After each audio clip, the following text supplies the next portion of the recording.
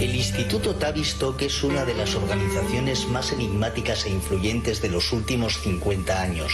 Camuflado detrás de una entidad no gubernamental sin ánimo de lucro, se encuentra el que posiblemente sea el centro de lavado de cerebros en masa y de ingeniería social más importante de la historia.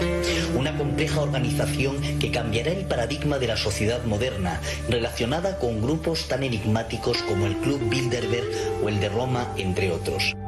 Esta es su historia y la de su influencia en nuestras vidas, influencia que se extiende hasta el presente y que nos obliga a replantearnos el concepto de libertad tal y como lo entendemos. El Instituto Tavistock nace bajo el nombre de Clínica Tavistock en Londres en 1920, cuando Herbert Arthur Russell, duque de Bedford y marqués de Tavistock, decide ceder un edificio en el centro de la ciudad a un grupo de médicos, mayormente psicólogos, como sede donde llevar a cabo sus estudios.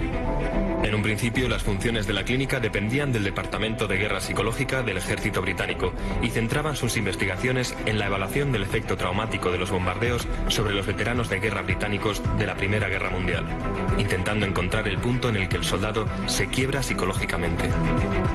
Sin embargo, muchos datos apuntan a que los experimentos realizados en Tavistock iban mucho más allá, llegando a ser incluso el origen de los bombardeos masivos a civiles llevados a cabo por Roosevelt y Churchill como experimento clínico de terror de masas. La idea era observar a los civiles como si fueran conejillos de indias, reaccionar bajo condiciones controladas de laboratorio ante una situación de estrés extremo, con el objetivo de comprobar dónde se rompe la resistencia del individuo y encontrar el punto en el que éste quedaría incapacitado para oponerse al nuevo orden mundial.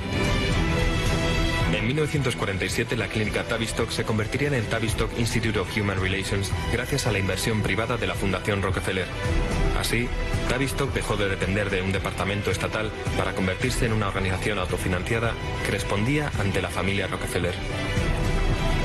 A Tavistock le seguirían otros centros como el ISR, el Cornell ILR y otros cientos de institutos de trabajo que empezaron a surgir repartidos por todo el mundo y que se basaban en sus mismas. Sobresalen en Estados Unidos dos: el OSS, ahora conocido como CIA, y la Clínica Psicológica de Harvard, que bajo la supervisión de Carl Lewin fue la responsable directa de la campaña de propaganda que cambiaría la opinión del pueblo americano contra Alemania, involucrándolo definitivamente en la Segunda Guerra Mundial. Poco a poco Tavistock iba ampliando su red de acción. En menos de una década Rockefeller ya había creado una red de institutos de trabajo, incluido el Departamento de Trabajo, que le servían para controlar tanto física como psicológicamente el movimiento obrero de Estados Unidos. En estos institutos se desarrollaban técnicas que permitían desbaratar huelgas, introducir vigilantes y dirigir ataques. Se iba consiguiendo, por tanto, el primer objetivo: controlar a la población para alcanzar los cambios necesarios que permitieran a Estados Unidos ocupar el lugar de Gran Bretaña después de la guerra como primera potencia. Una vez se consiguiera esto, el siguiente objetivo era sin duda construir el nuevo orden mundial, conformado por una población obediente gobernada por una minoría controladora. Se desarrollaron manuales como el Behavioral Theory of Labor Negotiations, escrito por McKersey y Walton, para la Cornell School of Industrial Relations, que indicaban cómo proceder paso a paso en las negociaciones con los sindicatos. En ellos se estudiaban perfiles de líderes sindicales para tener una posición de ventaja incluso antes de que hubiera huelgas. Se aplicaban las teorías de Sigmund Freud, que consistían en atacar al subconsciente para, por ejemplo, aumentar la productividad de la mano de obra a través de la destrucción automotivada del yo. Es decir, crear auténticos zombies satisfechos con subsistir al borde del hambre, cuyas condiciones laborales y sueldo descendían progresivamente sin que el trabajador pensara siquiera en quejarse. Mientras tanto, en Tavistock se seguían desarrollando técnicas de control de masas y de lavado de cerebro que se enseñaban a futuros dirigentes mundiales para ser aplicadas desde puestos de enorme influencia internacional. Este era, por ejemplo, el caso de Henry Kissinger, un refugiado alemán que había sido estudiante de Sir John Rawlins Creasy, director de Tavistock, y cuya meteórica escalada al poder hubiera sido de otra manera inexplicable. Kissinger es además miembro fijo del Club Bilderberg. Otro claro ejemplo lo tendríamos en la figura de Jimmy Carter, que fue seleccionado como presidente de los Estados Unidos por el psicólogo del Instituto Tavistock, el Dr. Peter Bourne, únicamente porque Carter había realizado un programa intensivo de lavado de cerebro en Annapolis. El Instituto Tavistock ha desarrollado tal poder en Estados Unidos que nadie llega a sobresalir en ningún campo sin haber sido formado en ciencia comportamental en Tavistock o en alguna de sus filiales. Su papel en la creación del nuevo orden mundial es fundamental. Sir John Rollins Rees, director del instituto y primer presidente de la Federación Mundial de la Salud Mental, dijo: debemos conseguir que nuestro punto de vista impregne cada aspecto educativo en la vida de la nación. Tanto la vida pública como la política y la industria deben estar bajo nuestra esfera de influencia, permitiéndonos así convertirnos secretamente en la quinta columna. Bajo la supervisión de Lewin, el Instituto Tavistock fue pionero en investigaciones en las que se utilizaba el trauma para desprogramar al individuo, para posteriormente volver a programarlo de acuerdo con los deseos del controlador. Todos estos estudios buscan promover la uniformidad y evitar la individualidad, que es uno de los grandes obstáculos en el camino hacia el nuevo orden mundial. Se busca convertir a la población en un público que sea predecible y que esté condicionado a hacer lo que se le diga, sin hacer preguntas o, lo que es lo mismo, eliminar la fuerza psicológica del sujeto y dejarlo incapacitado para oponerse a los dictadores del nuevo orden mundial. Para lograrlo, Tavistock trabaja en el estudio de técnicas de lavado de cerebro en masa desde varios frentes. Dos de ellos son el rock and roll y las drogas. En 1939 se pidió a Theodor Adorno que fuera a Estados Unidos para dirigir el proyecto de investigación de la radio de Princeton, un esfuerzo conjunto del Instituto Tavistock y de la Escuela de Frankfurt que tenía como objetivo encontrar un método efectivo de controlar a las masas a través de la música. Casi simultáneamente, la firma farmacológica suiza Sandoz AG desarrollaba la dietilamida de ácido lisérgico, o LSD, que inspiró la creación en 1953 del programa conocido como MK Ultra por parte de la CIA. El objetivo era desarrollar materiales químicos, biológicos y radiológicos para ser utilizados en operaciones clandestinas y con los que se pudiera controlar o modificar la conducta humana. La CIA creía que el LSD ofrecía la posibilidad de un acceso total a la mente del sujeto y que esto permitía borrar ciertos recuerdos y sustituirlos por información concreta.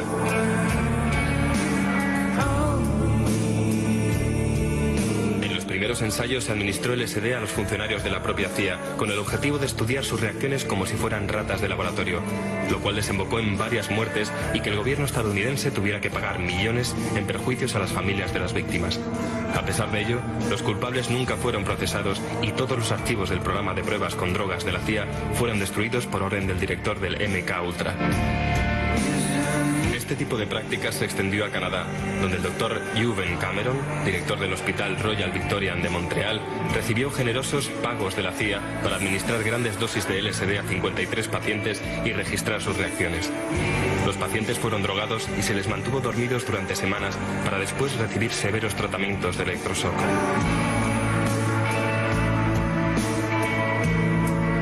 Durante una conferencia en la Facultad de Medicina de San Francisco, Huxley, autor de Un Mundo Feliz, dijo: en la próxima generación, o en la siguiente, habrá un método farmacológico que consiga que las personas adoren su condición de siervas y que permitan una dictadura sin lágrimas, que produzca una especie de campo de concentración indoloro para sociedades enteras, de tal modo que las personas habrán sido despojadas de sus libertades y, sin embargo, estarán contentas de que así sea, porque habrán perdido todo deseo de rebelarse. Huxley no se equivocaba. Los estudios con drogas dieron sus frutos y su aplicación real dio origen a lo que se conoció como la contracultura del LSD en los años 60 y que fue acompañada de una revolución de estudiantes que también estaba financiada por la CIA con 25 millones de dólares. Miles de estudiantes universitarios fueron utilizados como conejillos de India sin saberlo.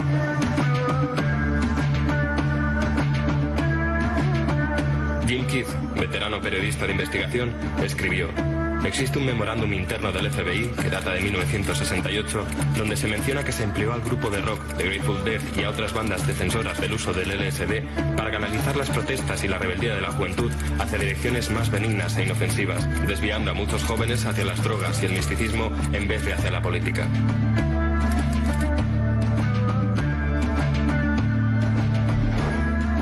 Michael Michael Minicino explica este fenómeno en el ejemplar del invierno de 1992 de la revista Fidelio diciendo: los alucinógenos tienen el singular efecto de convertir a la víctima en un ser asocial, totalmente centrado en sí mismo y preocupado por los objetos.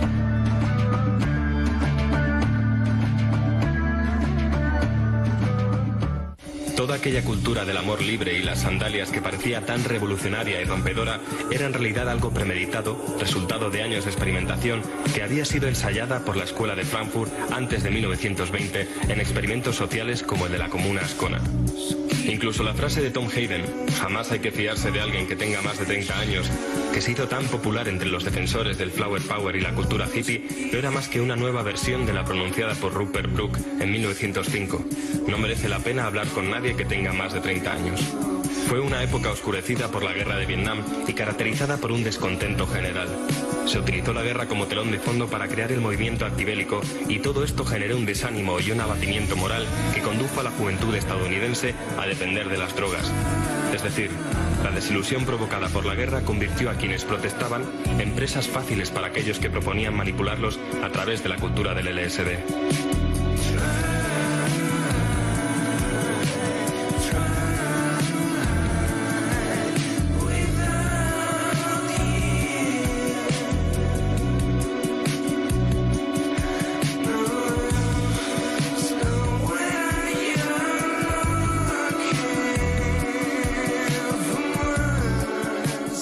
El mejor campo de pruebas para comprobar la utilidad de estos nuevos métodos de control fueron los macrofestivales, en los que se suministraba LSD libremente durante los conciertos a millones de conejillos de indias de entre 15 y 25 años que acabaron convirtiéndose en los promotores de la nueva cultura de las drogas o de lo que se acabó conociendo como New Age.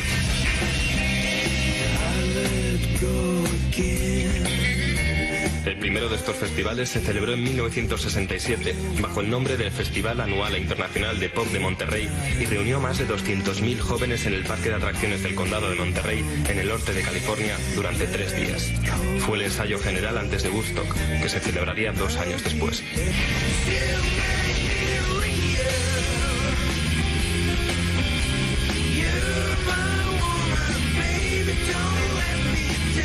En este tipo de eventos, las víctimas estaban aisladas y prácticamente incomunicadas, rodeadas de inmundicia y eran atiborradas de drogas psicodélicas y mantenidas despiertas durante días, todo con la plena complicidad del FBI y de altos cargos del gobierno.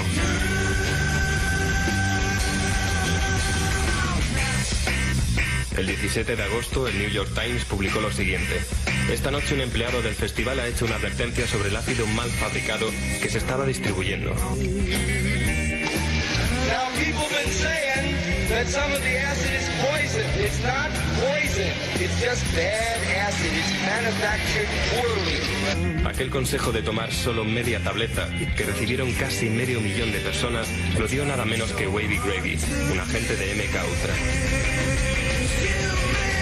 Las drogas, el sexo, el rock and roll, las manifestaciones masivas que había por todo el país, los hippies, las comunas, los entusiastas de la marihuana, la presidencia de Nixon, la guerra de Vietnam. Todo estaba desgarrando el tejido de la sociedad estadounidense.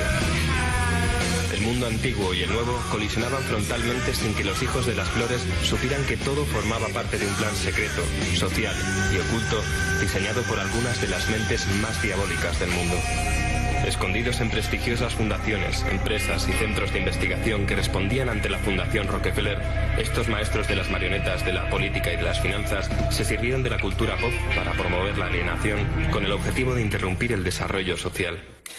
Entre 1965 y 1967 el movimiento psicodélico adquirió un gran impulso y culminó con acontecimientos como Woodstock. Sin embargo, desapareció con la misma rapidez con la que había llegado. El LSD pasó de moda. Jimi Hendrix, Janis Joplin y después Jim Morrison murieron. Timothy Leary prácticamente se desvaneció y Estados Unidos, tras fracasar en Vietnam, entró en los años 70 sumido en una depresión. Pero una vez más Tavistock estaba aguardando, preparado para utilizar esa apatía en beneficio propio. Surgió así lo que se conoce como Guerra Tranquila, la guerra de la tecnología de armas silenciosas. Surge la MTV.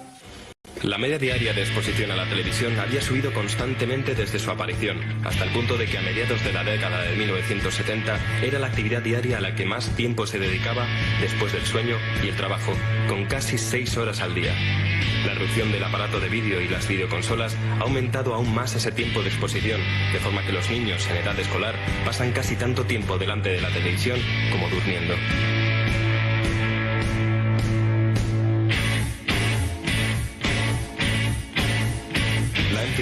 Un canal televisivo de música pop y videoclips, fue creada por Robert Pittman para el público adolescente el 1 de agosto de 1981. Hoy forma parte del imperio Viacom, conocido como CBS Corporation, cuyo presidente y director general, Sander Redstone, forma parte del Club Bilderberg y es miembro del CFR. El modelo que seguía la cadena coincidía con un estudio realizado por Tavistock, según el cual 4 minutos era lo máximo a lo que un sujeto involuntario era susceptible de recibir los mensajes contenidos en un programa. 4 minutos, o lo que es lo mismo, la duración media de un vídeo musical. Durante el proceso, el espectador sufre un agresivo pero invisible lavado de cerebro durante el cual tiene la ilusión de que conserva la capacidad de elegir, al igual que un drogadicto cree que controla su adicción cuando en realidad es la adicción la que le controla a él. Tavistock realizó varios estudios que demostraban que el ser humano establece asociaciones subconscientes con una canción durante la infancia, de forma que esas asociaciones permanecen latentes y transcurrido un tiempo, ese sujeto es capaz de revivir esos recuerdos y situaciones al volver a escuchar esa canción. Ese recuerdo despertado crearía un estado anímico infantil y retrotraería a la persona a aquella época de su vida en la que habría experimentado esa misma sensación.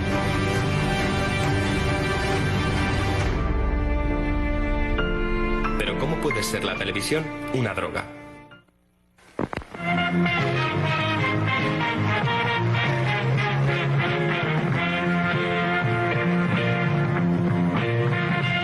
Cuando vemos la televisión, el hemisferio derecho del cerebro parece activarse en una proporción mucho mayor que el izquierdo.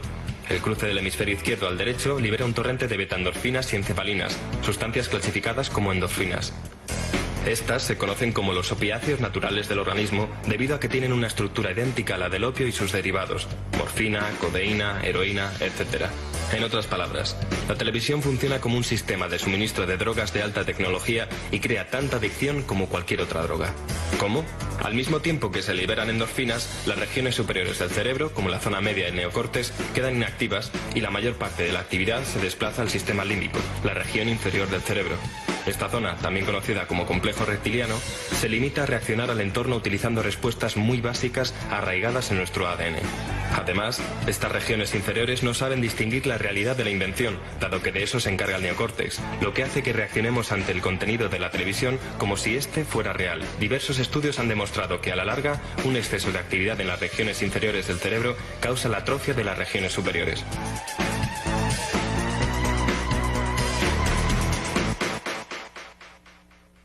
Frederick Emery, uno de los científicos sociales más importantes de su generación y miembro de Tavistock, expuso: la televisión consiste en una señal constante de 50 fotogramas por segundo, cuyo efecto puede definirse en cierta forma como el equivalente tecnológico de un hipnotizador.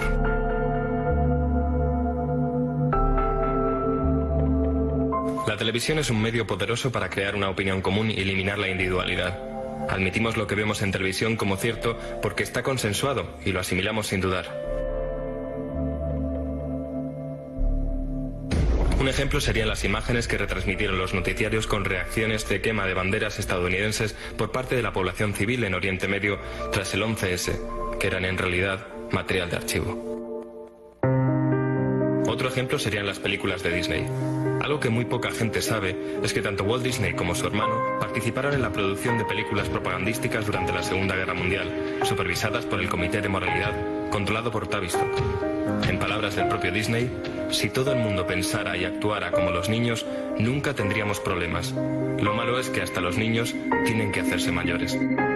Convertir a los adultos en niños fácilmente controlables es algo que aparece en las teorías de Adorno y no se reduce únicamente a las películas de Walt Disney.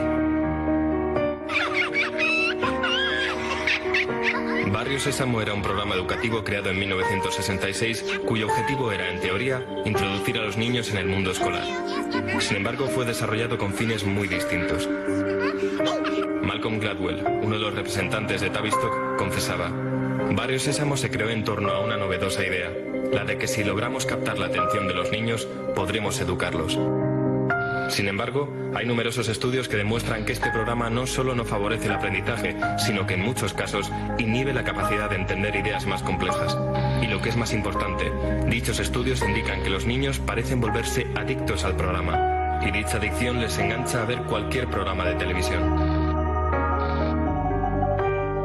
Neil Postman, profesor de la Universidad de Nueva York, en su libro Divertirse hasta morir, decía: si algo hay que reprochar a Barrio Sésamo es fingir que es un aliado del aula de colegio. Barrio Sésamo no estimula a los niños a que les guste la escuela ni nada que tenga que ver con ella. Los estimula a que les guste la televisión. La mejor prueba de todo esto es, como siempre, averiguar de dónde procede el dinero, y en el caso de Barrio Sésamo procedía directamente de la Fundación Carnegie, controlada por los Rockefeller, y que a golpe de talonario consiguieron introducir el programa en una cadena de televisión nacional. El dinero de la fundación procede a su vez de la CIA, de la Comisión Trilateral controlada por David Rockefeller, del Council of Foreign Relations, del Grupo Carlyle, del que forman parte, entre otros, el expresidente George Bush padre y el exsecretario de Defensa Donald Rumsfeld, por no mencionar algunos de los miembros menos conocidos de la familia de Bin Laden y de la sociedad secreta Skull and Bones de la Universidad de Yale. Y por supuesto, el área que más posibilidades ofrece es la publicidad, campo de cultivo para tendencias y necesidades creadas a partir de la nada por las grandes empresas. Un claro ejemplo del lavado de cerebro dirigido a adolescentes y niños en general lo constituye la controvertida mascota de Camel, conocida como Joe Camel, y que llegó a ser tan popular que compitió incluso con Mickey Mouse en preferencias infantiles. Joe Camel surgió en 1987 cuando la marca buscaba ideas para celebrar su 75 aniversario. Buscando los archivos apareció una ilustración realizada en 1974 por un artista llamado Billy Colton, y que no era sino la caricatura de Old Joe, el camello que aparece en los paquetes de cigarrillos de la marca desde su creación en 1913. En 1991, la revista Journal of the American Medical Association publicó un estudio que dejaba claro que el objetivo de Camel era conseguir que los niños asociaran la nueva mascota con su marca de la misma forma en que asociaban el logotipo de Disney Channel con Mickey Mouse. La compañía RJ Reynolds Nabisco alegó que los estudios de mercado desarrollados antes de lanzar la campaña habían sido realizados únicamente entre adultos y que iban dirigidos exclusivamente a fumadores de otras marcas, por lo que Joe Camel siguió siendo la imagen de Camel a pesar de que casi un tercio de todos los cigarrillos que se vendían ilegalmente a menores de edad eran Camel. La campaña fue un éxito y consiguió establecer una relación en el subconsciente infantil entre el personaje y la marca. Esta relación se quedaría grabada y acompañaría al sujeto hasta su madurez, momento en el cual podría ser libre de escoger la marca de cigarrillos que quisiera y que, por supuesto, sería Camel. We at RJ Reynolds understand that children can be negatively influenced by cigarette advertising, which is why our company has agreed to no longer use the Joe Camel image in our tobacco campaigns. But does that mean children have to stop loving Joe Camel? Not at all. Kids, Joe Camel is off cigarettes and is back with his very own cartoon show. So please enjoy Joe Camel's new tobacco-free cartoon. A mediados de 1997, Camel decidió poner fin a la campaña voluntariamente, aunque es probable que la presión ejercida por el Congreso, diversos grupos de interés público y varios juicios pendientes tuvieran algo que ver. A todo este entramado de los mass media hay que sumar a grandes publicaciones como el Times y el Post, que son en realidad empresas del Bilderberg y el CFR. En ellas se marcan los temas y fijan los límites de lo políticamente correcto, lo que ha sido de gran ayuda a la hora de crear un clima de inestabilidad y preocupación global totalmente propicio para los planes del nuevo orden mundial. En Tavistock desarrollaron una teoría acerca de la turbulencia social, según la cual se puede ablandar a una población utilizando fenómenos en masa, como cortes en el suministro de energía, hundimientos económicos y financieros o ataques terroristas.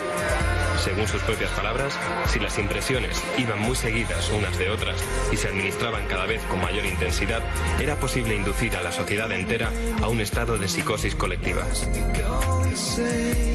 Esto es, desde luego, algo muy sencillo de conseguir gracias a la televisión. ¿Qué es lo que se logra con este estado de terror permanente? Que las personas terminen disociándose, que traten de huir del terror causado por una realidad tan apabullante, que se encierren en un estado de negación y se refugien en diversiones y entretenimientos populares, mostrando cierta tendencia a sufrir accesos de cólera. Es ahora cuando las investigaciones de Tavistock sobre el punto de ruptura tienen su fruto. Cuando se alcance ese punto de ruptura, cuando ya no se pueda más, entonces surgirá el nuevo orden mundial como la solución definitiva a todos nuestros problemas.